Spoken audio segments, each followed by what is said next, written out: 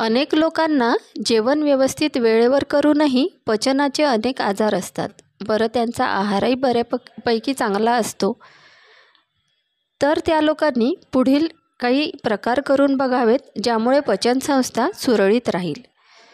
जेवणानंतर 10 ते 15 मिनिटे चालल्याने पचनक्रिया सुलभ होते, पोट फुगणे कमी होते आणि पचनतंत्र चांगल्या प्रकारे कार्य करते. जेवणानंतर 1 ग्लास गरम पाणी पिणे पचनासाठी लाभदायक ठरते. त्यामुळे शरीरातील टॉक्झिन्स बाहेर टाकले जातात आणि पचनक्रिया सुरळीत राहते. जेवणानंतर लगेच झोपू नये. लगेच झोपल्यामुळे आम्लपित्त किंवा अपचन होऊ शकते. कमीत कमी 30 मिनिटे बसणे किंवा उभं राहणं उपयुक्त ठरतं.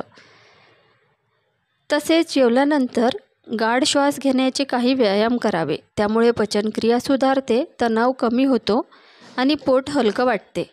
बरं, आता हे व्यायाम प्रकार तुम्ही तुमच्या योग शिक्षकाकडून शिकून मगच करावे. अन्यथा चुकीचे व्यायाम प्रकार केल्यामुळे किंवा श्वसनाचे व्यायाम केल्यामुळे त्रास होऊ शकतो. बडीशेप व ओवा हे पारंपरिक पचन सहाय्यक आहेत. त्यामुळे गॅस, आम्लता आणि पोट फुगणे यापासून मुक्ती मिळते. बडीशेप आणि ओवा खाल्ल्याने पचनसंस्था सुधारित होते. दही, ताक किंवा इतर फर्मेंटेड पदार्थ शरीरात चांगले बॅक्टेरिया वाढवून पचन सुधारतात.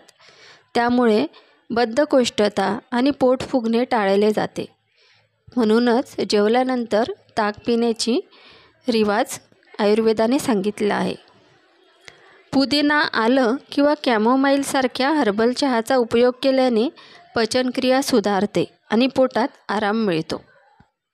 जेवणानंतर किमान 30 मिनिटे तरी बसून राहावं, झोपू नये. अशा प्रकारे हे उपाय केल्याने तुमची पचनसंस्था सुधारित राहू शकते. तुम्हाला व्हिडिओ आवडला असेल तर प्लीज लाईक, शेअर आणि सबस्क्राईब करा. व्हिडिओ पूर्ण बघण्यासाठी धन्यवाद. Please like, share and subscribe. Thanks for watching. धन्यवाद.